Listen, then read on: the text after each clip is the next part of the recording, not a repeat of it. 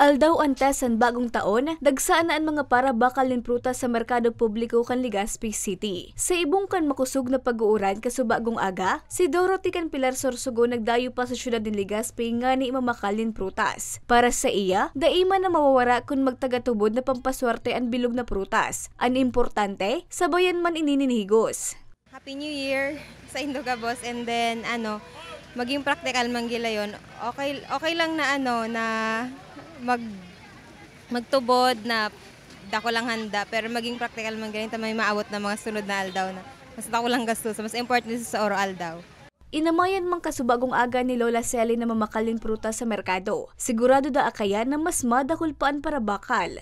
Daiman da pwedeng mawara ang bilog na prutas sa indang lamesa, lalo pa ta ini ang nakatudan niya ng gibuhon taon-taon. Kaipuhan ini tamanyo year baga. Yun baga ini ang ang tradisyon baga kang mga Pilipino. Once na New Year, kaipuhan, may mga prutas sa laog kang sa hapag kang kainan.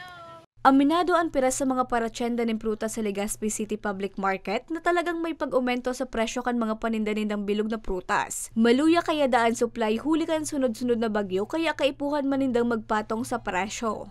So, apple kaya madam, dati madam ki-adjust baga, naging 2.5 na siya ngunya, nagmamahal kaya siya. Nagabot kaya madam na bagyo baga, tapos pa stranded pa sa Manila sa pag-tracking, yun. Ayos naman po ang bentahan namin ngayon, kaso ang problema lang is talaga yung ulan. Okay naman po, kaso ulan lang po talaga yung problema namin.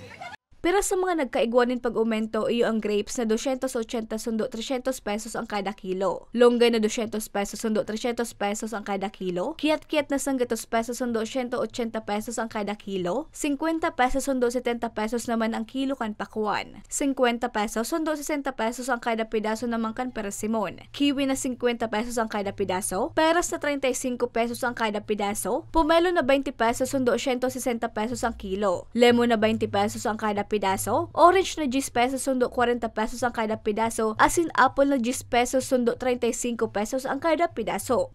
Para sa mga baratang tatak Bicol, Regine Boy.